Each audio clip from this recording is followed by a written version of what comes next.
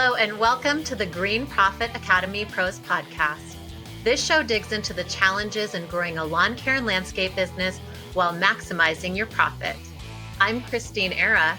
And I'm Steve Bousquet. We are the green industry experts in profit, growth, and leadership. Good afternoon, Christeen. How are you today? I'm good. How are you doing over there on the East Coast? Super. We actually had a little snow, so it kind of decorated it with the ground and the landscape with some white, kind of much improved over just kind of brown and gray. Yeah. Yeah, you guys, is that your first snow? This is the third one. We've had like 2 to 3 inches, maybe 3 or 4 times. Okay. So not a heck of a lot of snow, but just enough to keep it pretty. Yeah, we get a little heat over here. High of 66 degrees yesterday. Wow. To melt off some of all that snow that's been dropping. So I'm glad it's hanging out with you guys instead because I don't miss it. Yeah, there's more coming. You have feet of snow, right? We'll get, when it builds up, we will get feet of snow, but that's kind of rare. We get, about on a light side, like 2 inches, and then we'll get a 3 to, 6 inch and sometimes up to an 8 inch drop, but that's very rare. We get that 6 to 8 when that happens, but we have not hit our snowiest month of the year yet. That is in March. Oh, yeah. Really? Wow. So there's more to come. You still have a lot of legs left in winter. Yeah. Yep. Still more to go for sure. So, but it is pretty. Yeah, it is pretty. It is. Today's episode is going to be about benchmarking, and that might be a new term to some people.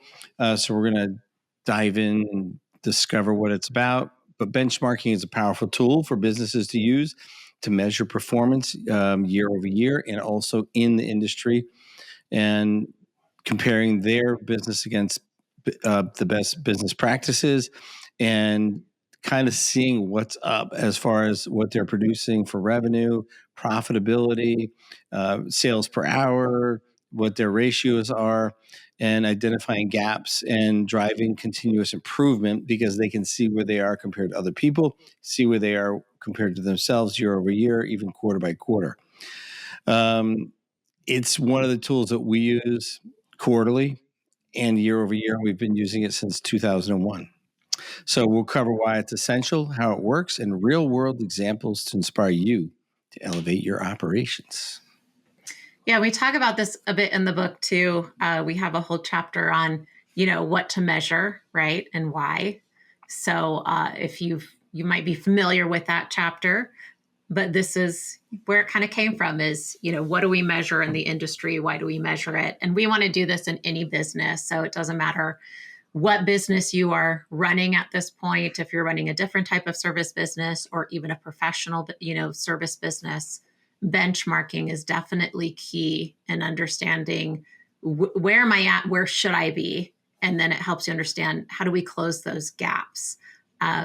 And I know this has come up, which is why I wanted us to talk about this on the podcast, Steve, is because in our coaching groups, this has come up quite a bit of, they know they need to be measuring something, but they're not quite sure what, or they might be measuring some things, but they're not sure what it's telling them.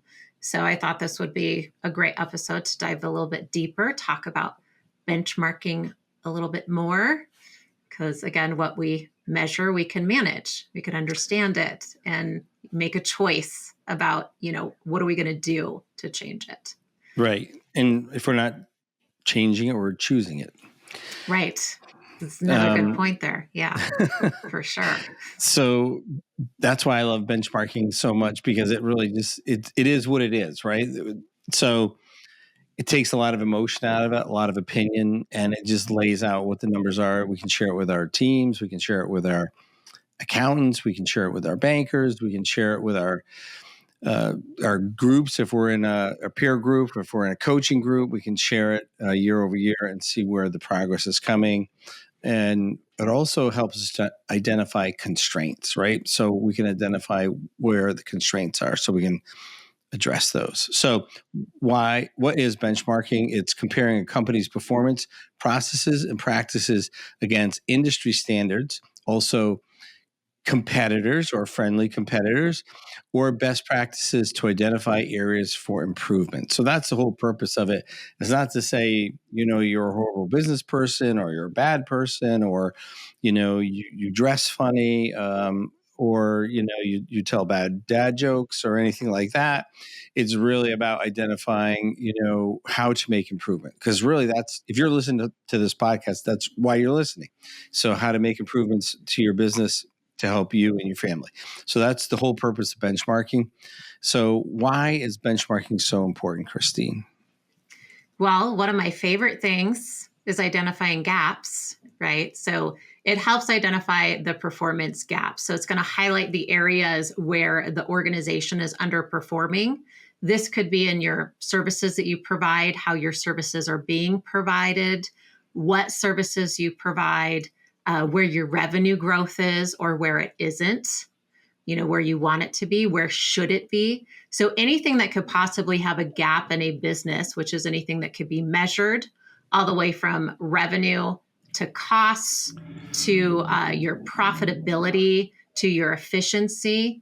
These are all areas where benchmarks are going to fall into place. And if we are benchmarking these things, then we can identify the gaps and how to improve them, which is the other important piece of it is when we are benchmarking things, it drives that continuous improvement in a business. And it really starts, I think, priming the pump, right, of the innovation and getting our head wrapped around where can we innovate, where can we adopt best practices, what are those things in our business that we're not doing that will help us improve to where we want to go. So that's really good, which then ties into that informing us of strategic decision making, right? Like this is all my language. This is all the stuff I love to talk about and think about when I sit down with business owners.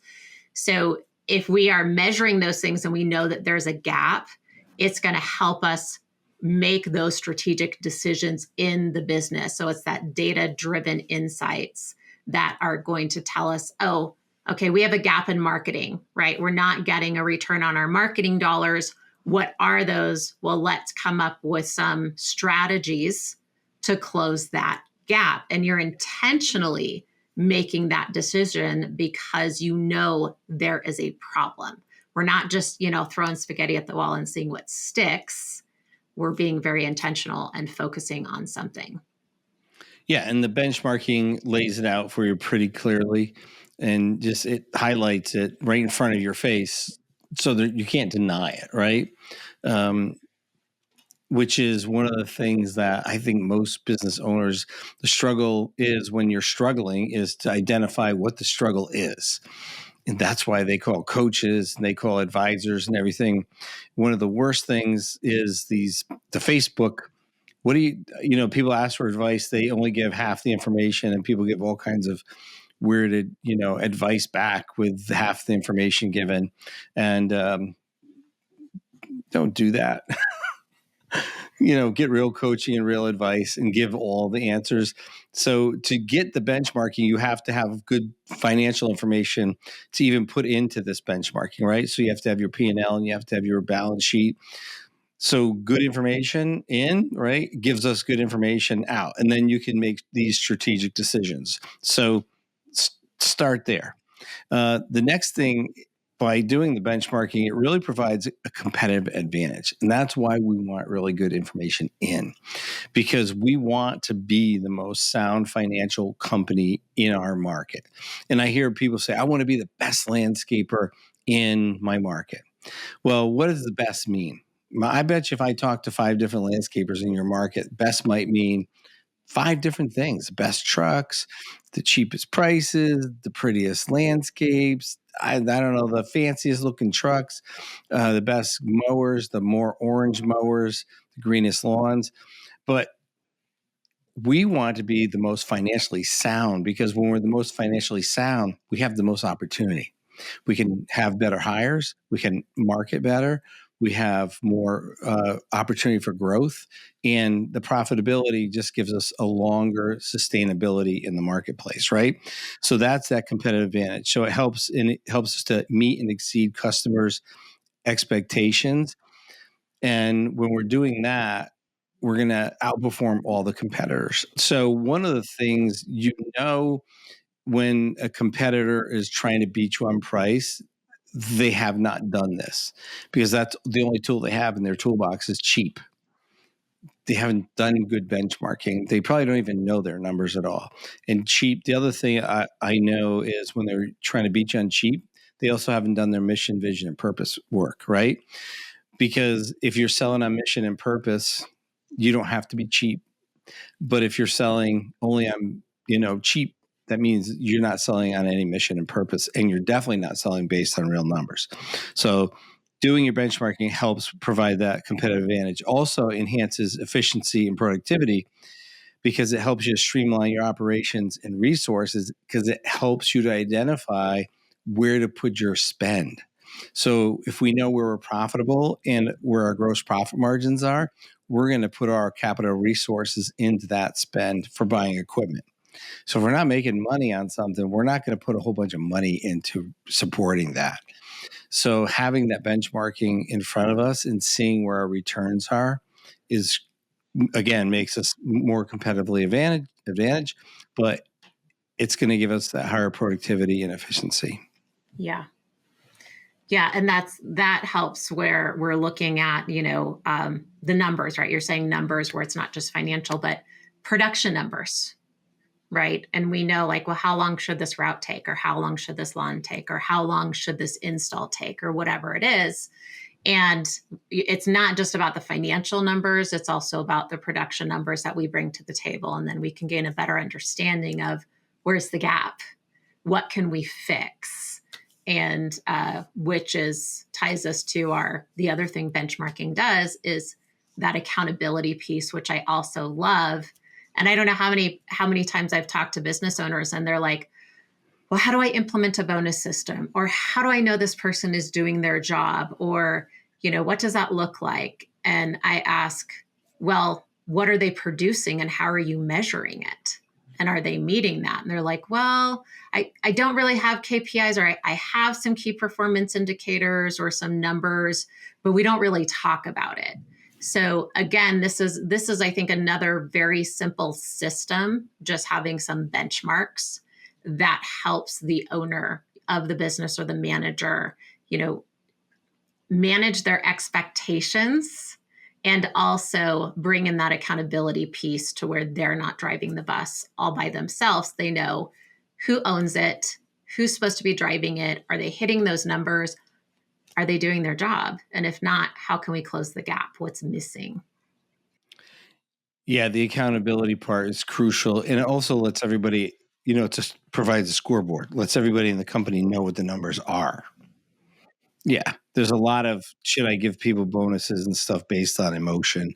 And it's interesting. I've seen a lot of that discussion by companies that were not financially sound enough to be giving bonuses and even raises, and they did not know that. So definitely, if you have the accountability, you know what the numbers are. And people need to know how to win, and benchmarking definitely plays a big role in that. Yeah.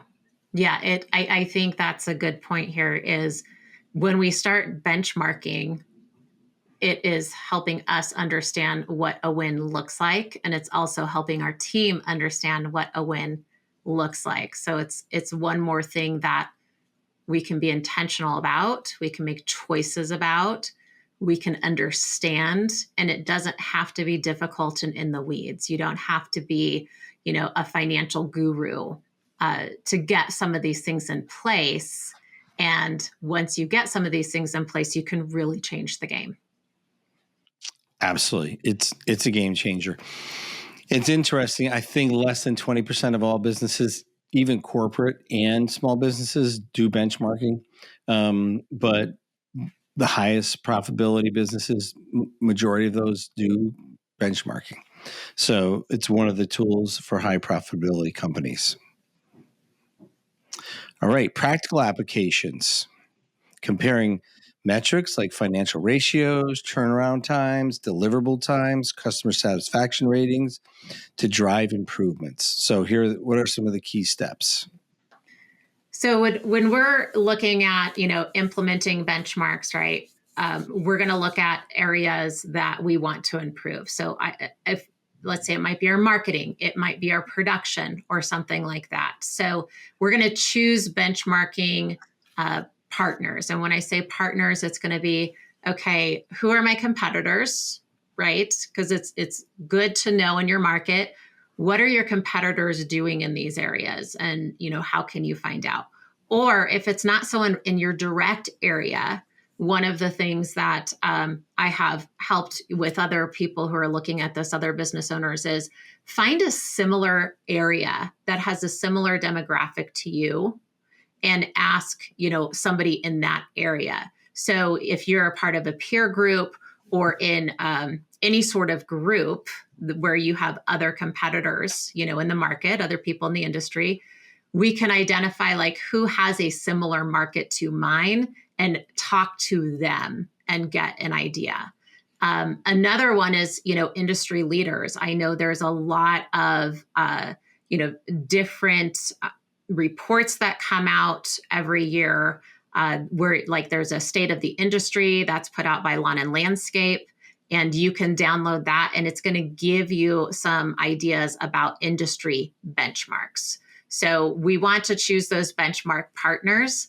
Those partners are going to be somebody who's in a like market to yours, very like market and service business model. And then, what's the industry say that we should be at? We want to then collect that data, right? So what is that data that we need and go collect it. And then once we have it and we put it down on paper, we can analyze it a little bit and gain some understanding of, well, what does this mean? What does it serve? What is it trying to tell me, right? So just be curious about it. And then once we have that data and we're looking at it and we analyze it, we can identify the gaps. We can see, what are we not doing? What do we need to do? If we're supposed to do this much, per hour in our company when it comes to delivery, and let's say we're short $10 an hour, how can we close that gap, right? What's contributing to that gap? And then the best part of this, and this is usually where I see business owners fall off, is once they identify it, we really need to set goals and action steps around closing those gaps and implement that change. Because if we know what the problem is and we don't figure out how to fix it, that problem is not going to go away and it's very likely just going to get worse. It's not going to fix itself. It is not going to fix itself. And I brought this up on a couple of podcasts recently. I'll get the call, I need help. I want to double my business. And so I'm like, okay, I'm just stay curious and ask questions. And I come to find out really they need another $20,000 to $50,000 in their net income, right? Because to support their family. So a lot of the ways to do that is through this benchmarking process, right? And implementing profit first, but really doing the benchmarking, finding out where they're at and where the ratios off, where are the numbers off, and then focusing and fixing the numbers and getting to that. And then they find out, I don't need to double my business. I just need to get my pricing right. So if I get that $10 an hour added up on the 15 or 20,000 hours that I sold, that's going to get me my $20,000 to $50,000. I don't even need to add a crew. I don't even need to add another service. I just need to get my pricing that I currently have correct. And that there are people that are so, I'm going to add mosquito. That's the magic thing that's going to make my business profitable. Oh no, it's ponds. It's going to be this, that, and really all it is getting your pricing right. That, and that how it's revealed to people usually is through the benchmarking. So it's such a powerful tool. It's such a powerful way to kind of like have a realization in your business. You don't need to take your capital and add a new service, add another crew. You just need to get your pricing right with exactly what you have to get the revenue that you need to support your family. And that's why I'm such a huge, huge fan of it. Well, and to speak to that, right? It's the last step of this is monitoring and refining, right? So once you get your pricing right, you don't just leave it for the next 5 years. Right? It's you want to come back and, year after year, we want to go, okay, is the pricing still right? Is the pricing still right? What does this look like? And make sure that you adjust it along the way, just like every other benchmark. Or when you're looking at business strategies and you're coming up with a plan and you have goals, in your business, you have to revisit them year after year because things change. And a really good example is we have a coaching client I sat down with just last week, and we're working on their goals right now. And they had done a business accelerator workshop with us a few years ago and did a whole strategic business plan, a vision story, got all their goals in place. And, they did like a 5 to 10 year plan.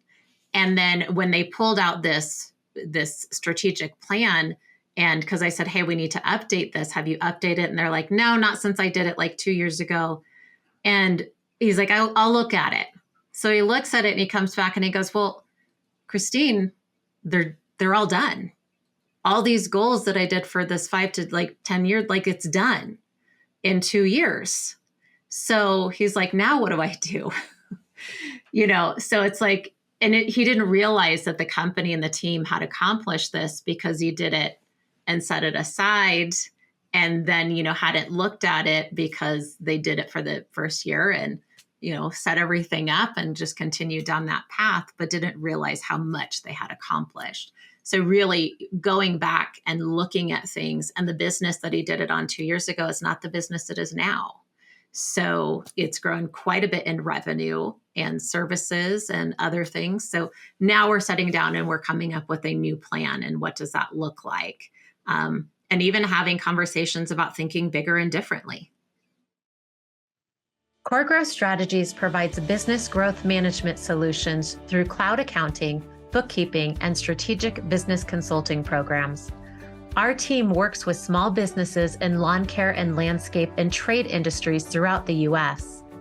We increase our clients' business acumen by creating business performance transparency through financials and strategic advisement based on industry best practices and benchmarks.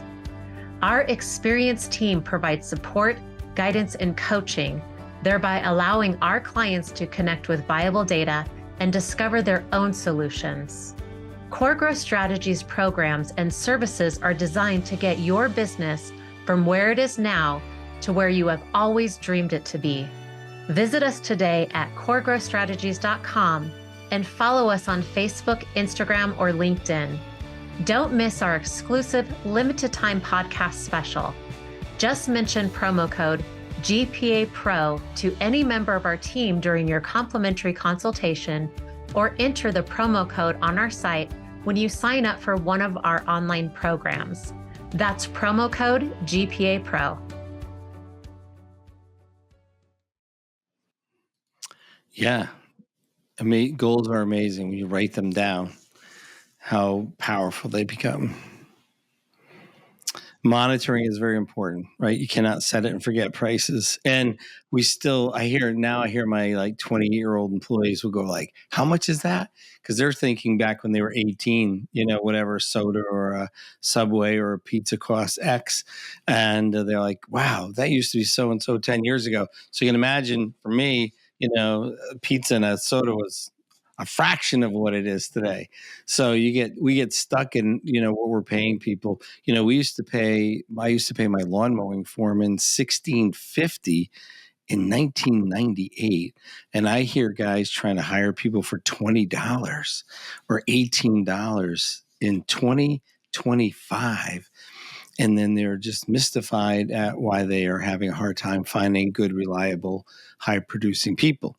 They're $1.50 higher an hour than 1998. So we don't want to get stuck in pricing. Monitoring is very, very important. All right, examples of the lawn and landscape industry with benchmarking could be around a number of different topics, like?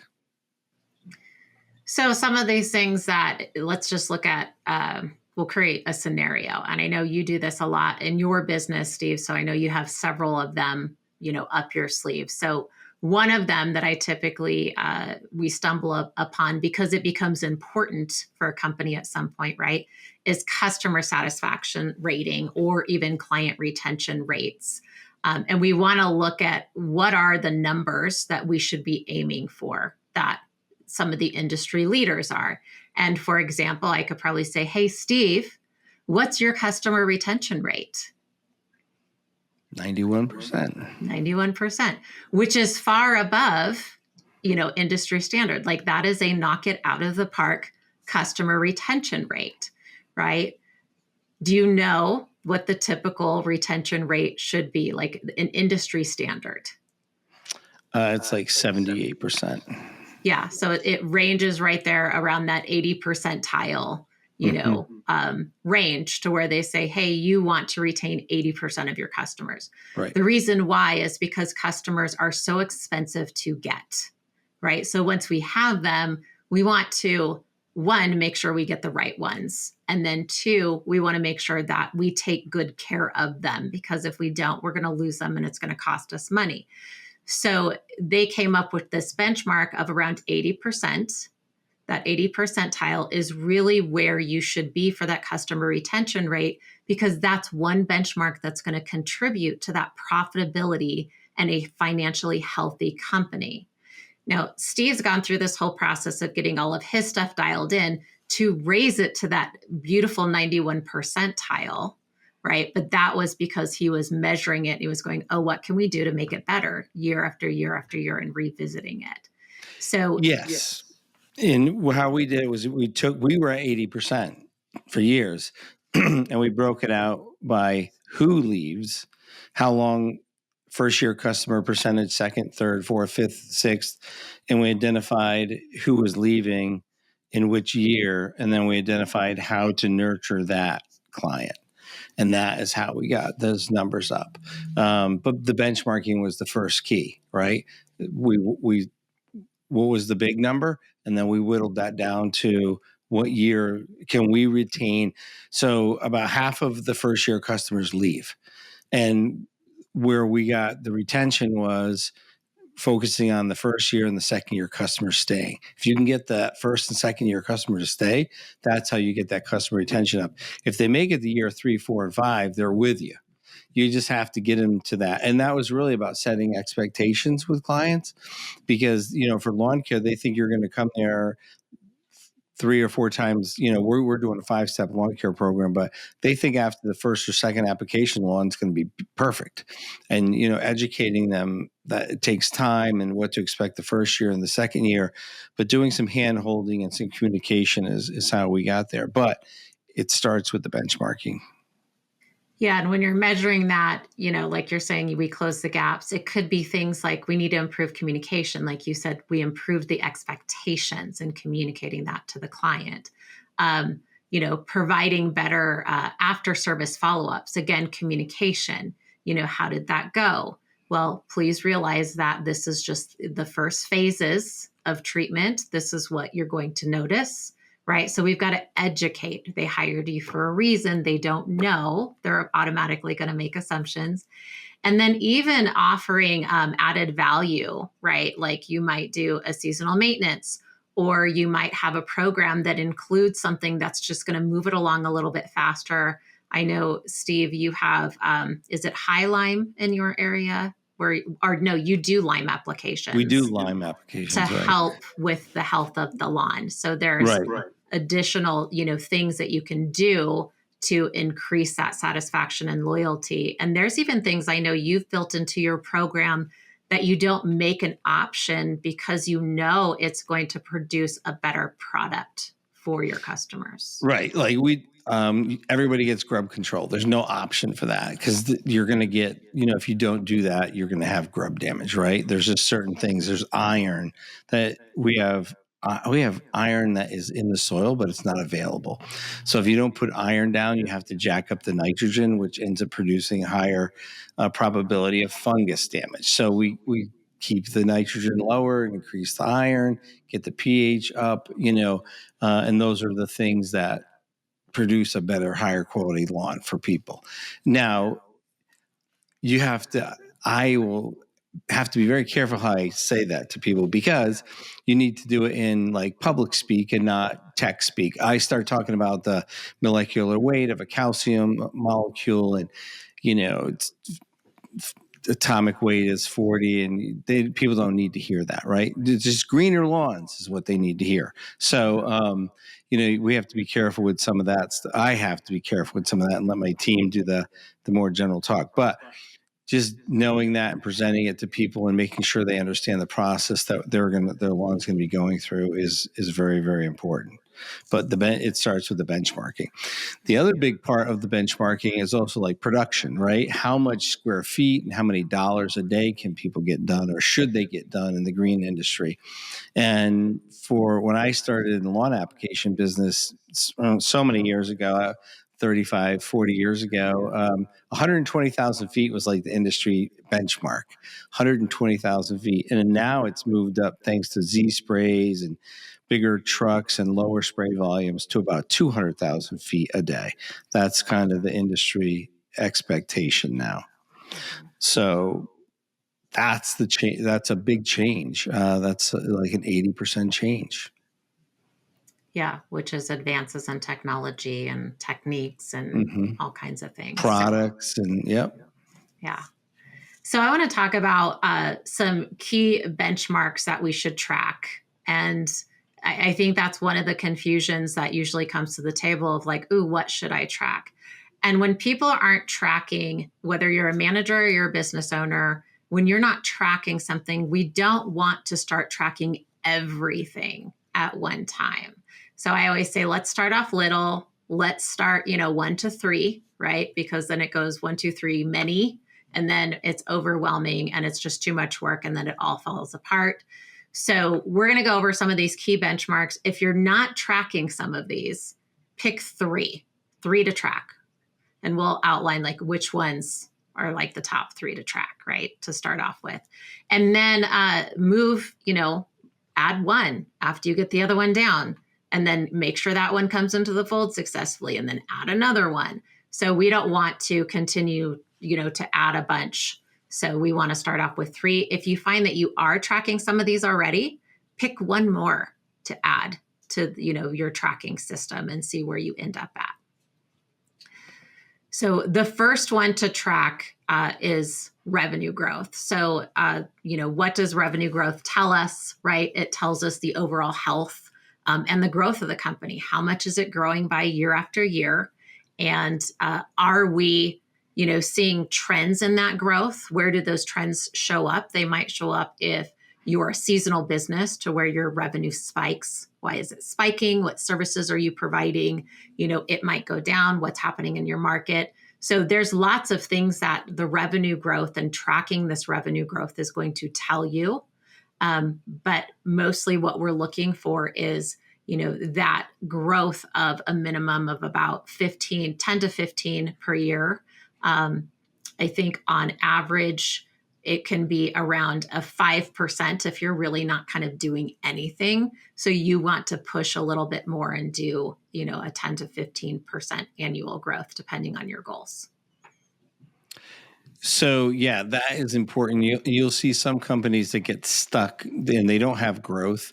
And even at 2.5% price increases, you should be growing at 2.5% a year.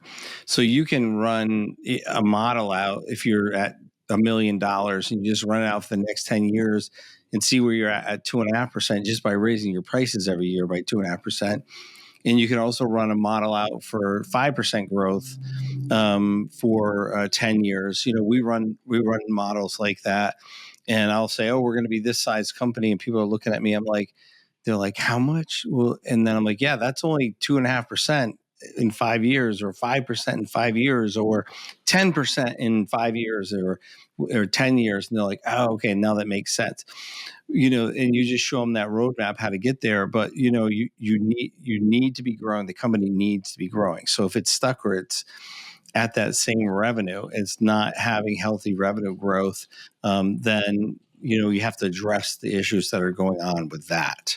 And is it pricing? Is it marketing? Is it the owner? Is that owner the constraint, right? Because I have learned myself that the owner is usually the biggest constraint in any business. They will say, well, I can't find employees. Well, the owner is the constraint in that. So, oh, nobody wants to work. The owner is the constraint in that. So on and on. It's always the owner. It goes back to the owner. So that's where I have coaching for my whole career to get help to fix all my own constraints. That's why I grew how I could grow my company.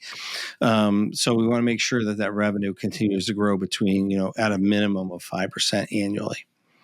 So track that growth. Yep. And the next one, this is, I think, one of our favorites, is gross profit margin. So, when we're looking at a gross profit margin of a company, it's really going to tell us and reflect what's the financial health of the company, right? What's the efficiency of this company? How many gaps are there, right? So that when I'm looking at a company and I'm looking at the gross profit margin, I can see automatically questions come up in my head where I'm like, okay, is it this? Is it this? Is it this? Because it's not where it should be. And then I can peek at a couple other places and drill down on what the problem or the contributor is, to the gross profit margin not being where it is. So we want to track it because it's going to reflect the efficiency in managing costs in the company, right? Production, and pricing services, which we were just talking about with revenue growth. And this is the benchmark around this. And we even talk about this in the book in chapter 8. I dive deep into this in the scalable growth business model concepts for this industry. Is the standard is around 45 to 55%, right? There are, and it was really kind of hard for me to stay in that lane because we've worked with clients that 45 to 55%, they knock it out of the park. Like their profit margins shadow over this 45 to 55% because they've improved those efficiencies and their business model so much. So, a standard is you should be around that 45 to 55%, and then we can work on getting higher. Yeah, gross profit margin is one of my favorite topics. I could do literally a whole podcast series just on that. It's so important for so many reasons. But yeah, that 45 to 55% really is, I say that 55% is the minimum. Our goal every year is 65% as a company. And so that's our sexy gross profit margin number. But you definitely want to be tracking that and making sure that it's actually tracked correctly. Look at a lot of P&Ls or profit and loss statements where their chart of accounts are not set up correctly. So they don't have they're not having their labor above the line. So it's not being included in the calculating of the gross profit margin.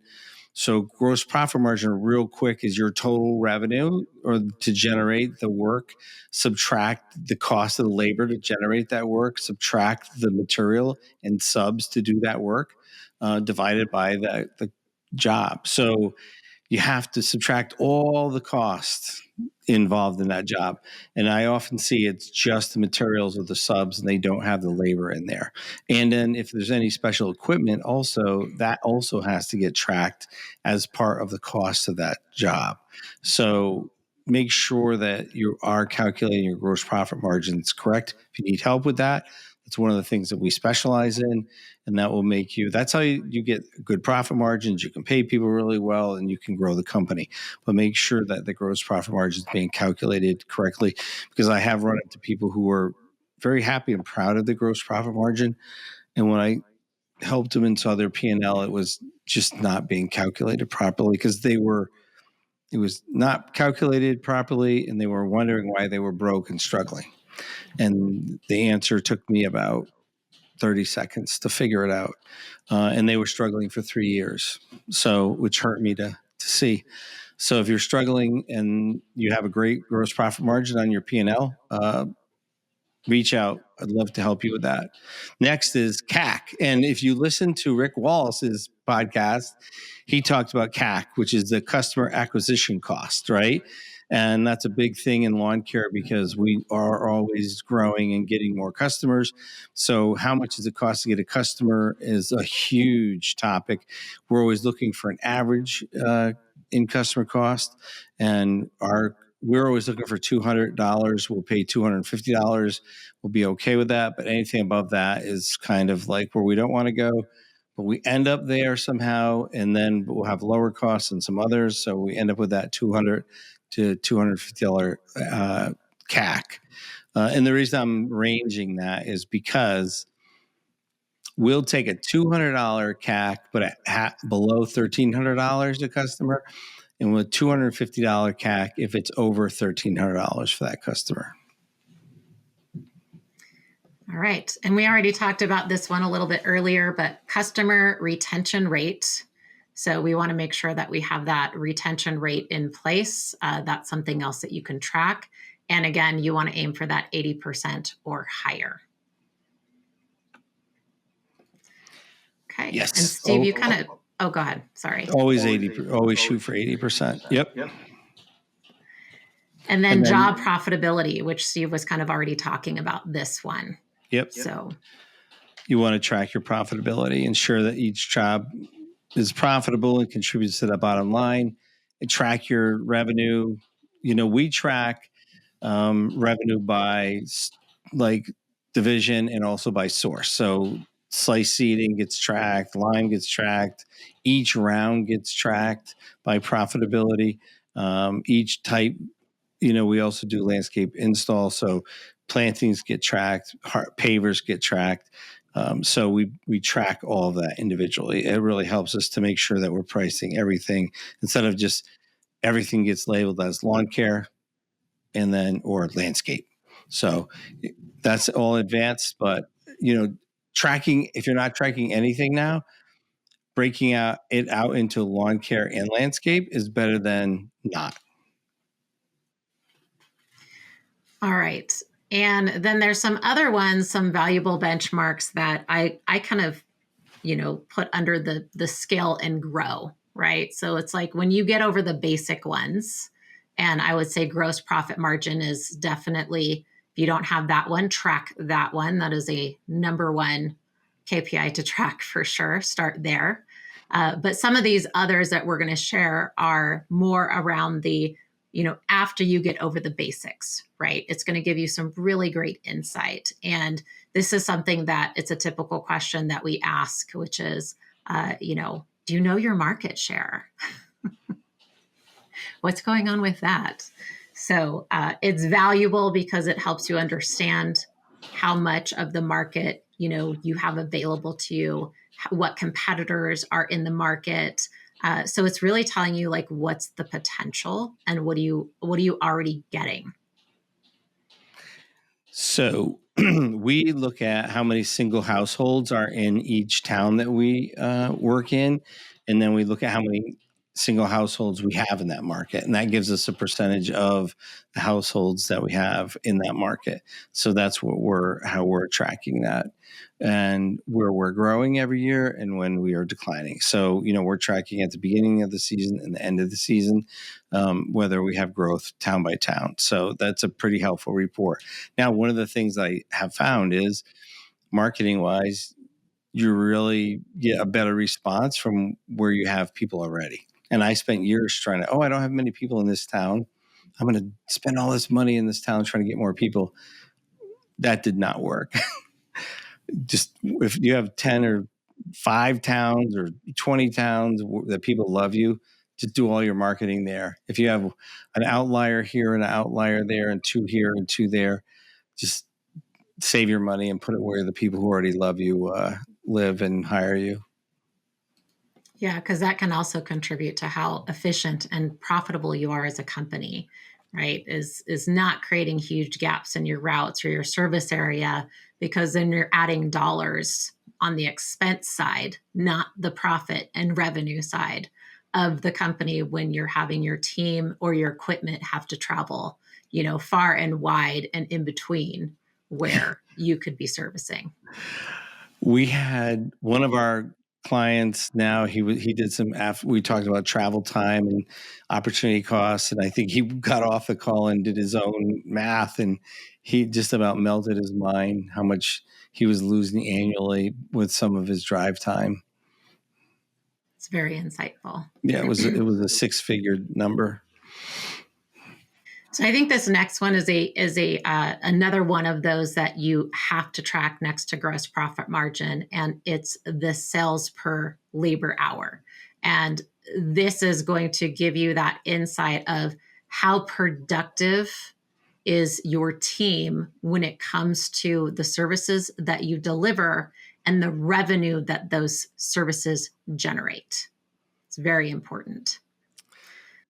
This is a number we track daily in my company.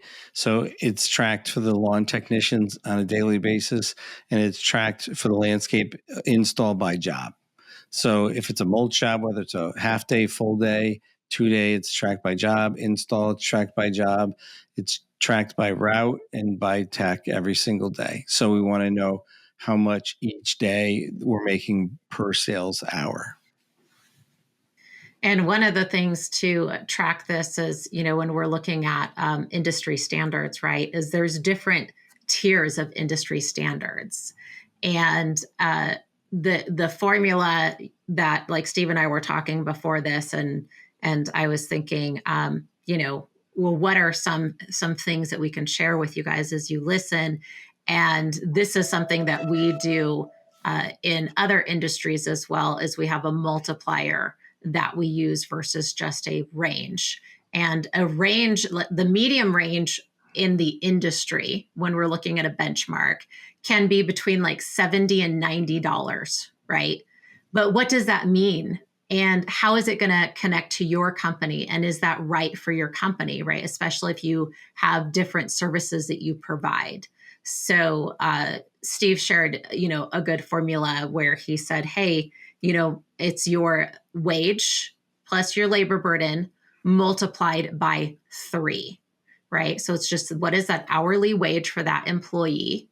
What is their hourly labor burden, which is all the costs associated with paying that employee, like their paid time off, their sick time, their taxes, the employer paid taxes, right? The benefits, the workers' comp, the retirement plan. So all of those added together, and then figuring out what's that per hour rate. So let's say you had an employee where you paid them $20 an hour, you added up all of their labor burden, and you calculated out to be $2.50 an hour. You're going to take that $22.50 and multiply it by 3. So that's going to be your sales per labor hour that you want. $76.40. Yep. So that's a healthy way. That will give you a healthy gross profit margin. That will give you a healthy profit margin and overhead recovery. So that is a good ratio to use. Now, that doesn't recover your equipment. It does not recover your material. That's just for the labor. So just remember that. You also have to calculate your equipment. That's just for labor. Now, if you were paying a guy $30 an hour and you have your 27%, it's 8. So 30 plus 810 is going to be right. So 3810 times 3, you'd have to get $114 an hour for him, for that person. So that's what I mean. I don't like to just focus in on a number, because you have to get a percentage of to get that return. And it also depends on how many hours you're selling that year. So that's another factor. If you're selling 5,000 or 50,000 hours, that's going to also determine what that sales per hour. Are you going to cover your overhead by volume or by, charging a certain number? So, but that figuring the labor plus labor burden times 3 is the correct ratio. And to figure out that sales per labor hour, what you're going to do is take your total sales and you're going to divide it by total labor hours worked. So that's going to tell you where you at right now. And then you can come up with, well, where should you be by taking your, and clients have even used like average per division, right? And figuring out what that is to come up with, well, where should we be versus where are we? Right. So for lawn mowing, where there's no real material in there, you're going to have they do $1,000 a day, you have two guys, you're going to take the total average for that crew. So if you have a guy at 20 and a guy at 25, you're going to do their combined labor plus their burden, and that will be the cost. You'll divide that into 1,000. Now, if it's install, you're going to subtract out of the total revenue any material and any subs, and then divide it by how many how many labor hours that you had. And that will give you the sales revenue per hour. It's much higher than most people think. And if they're struggling and they're not hitting their profit goals, that's usually where they're missing it. So some of the things, and I just want to share a couple strategies here because I feel like this benchmark and the gross profit margin benchmark really go hand in hand. And just by tracking these and digging a little bit deeper, you're going to gain some really valuable insights. So what if neither are where you want them to be? Right? After you listen to this podcast, you sit down, you run some numbers, and you're like, oh snap, this is not where I want it to be. Some of the areas that you can look at is one, improving the efficiency of the delivery of services, right? So what are those? It could be training. It could be the experience and knowledge of your labor force. It could be tools or equipment, things like that. Another one is scheduling. So making sure are your schedule set up to really maximize the time and the profit that your team is spending out there in the field. So looking at like, how are we allocating our labor hours? Where are we scheduling these guys? Is it on an efficient route? Are we having them drive all over town? Are they stopping off at the gas station? Like, what are those things? Right. So there's some opportunities there. And then again, and we've talked about this in the podcast and again, is adjusting the pricing, right? It could just be a slight price adjustment where the problem is. Your team could be out there on the right route, busting their butt, trying their hardest, and it's still not coming up. Sometimes it's not the people, it's the process that is doing us wrong. So looking at what's our pricing model, are we pricing it right? What do we need to change? So those are some 3 areas that will get you in a better place with those 2 benchmarks. Yeah. And I was impressed. I've been watching a lot of shop tours on YouTube, and I was impressed that how frequently the too many guys in the crew conversation kept coming up, or where the foreman gets the crews ready and the rest of the crew waits up front for the foreman to pull the truck up. And one guy had a $5 million business. He was 21. Another guy was, in his mid 40s, and he had a $15 million business, and that's how they were running it. And another guy had a $10 million business, and then that's how they were running it. I was like, okay, so part of the industry standard now is not having 3 or 4 guys in the back helping get this crew ready. It's one guy gets the crew ready, and then he pulls up on-site fuel, right? And they have soda and water and everything the guys need, and bringing lunches. Stopping the going to get lunches was every video. And I was like, we've been doing that for 25 years, but that's expensive way to run a business where people go out to lunch, they go stop and get fuel, they stop and get drinks. So that is a huge gap for productivity. So it might not be your pricing. It might be the management of the time. All right. So 3 top KPIs we went over today that I would say you should track is your gross profit margin. The other one was the sales per labor hour. And strategically, I would then choose customer retention rate, because if we're losing customers, we're spending more money to get more customers. It's hard to grow when you're just replacing customers all the time too. Like retention is such a big part of it. And I shared on a couple of podcasts a while back about, have we increased $10,000 just to love more on our customers with gifts. And we send these nice boxes of chocolates that are made locally, and the letters that we get back, the handwritten notes and cards for just a simple box of chocolates. It's amazing. And then how they share that with their friends.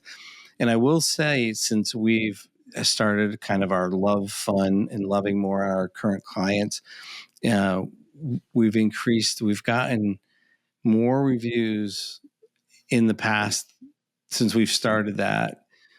We got about 100 reviews in 20 years on Google. We've gotten 25 reviews since we started the fund 6 months ago. So 25% of our reviews have happened in 6 months. So it's definitely paying dividends. And also with, the same thing with our current team, doing the same thing with that, paying more attention to our staff. So I think there's definitely something to be said for that. So more reviews. Our referral rate also in our company is 3 times the rate of the national average, right? So 300% higher than the national average as far as getting referrals for new customers. So definitely something to that. So track your KPIs, do your benchmarking, reach out to us. We love this stuff. I live for it. Christeen loves the numbers. She, if your P&L is not right and your books are not correct, and we need to get good numbers in here to help you, don't struggle. Don't do that to yourself. You don't have to do that. You don't have to work hard and not make the money and the progress that you deserve just because you can't get your chart of accounts straightened out. Let's do this together. Yeah. So one of the things I'm going to share with you, if you're listening to this and you're thinking, okay, yeah, I can do that. Where do I start? I want more support. And talking about benchmarks, because it has been something we've been talking about that's been coming up, quite a bit. And so one of the things that we're going to share in the show notes, so please take a look at this if you're looking for more support. Steve and I are going to be doing a workshop on benchmarks. So you're going to get a little workbook that you can identify what your benchmarks are. We're going to go through what those benchmarks are, how to get them, how to measure them, and also how to close that gap, which is the most important part, right? And how to support you in that. So please look in the show notes. We will be doing a benchmarking workshop. It will be about 90 minutes. It's going to be extremely affordable because we want you guys to understand how to benchmark, where are the gaps, and where do you need help. That's going to get you there faster. So take a look in the show notes and we'll be sharing some more information. There'll be a link for you to get some more information on that. Awesome. Thank you so much for joining us today, and we look forward to you joining us on the next podcast. Thanks for listening to the Green Profit Academy Pros Podcast, the show that digs into the challenges of growing a lawn care and landscape business while maximizing your profit.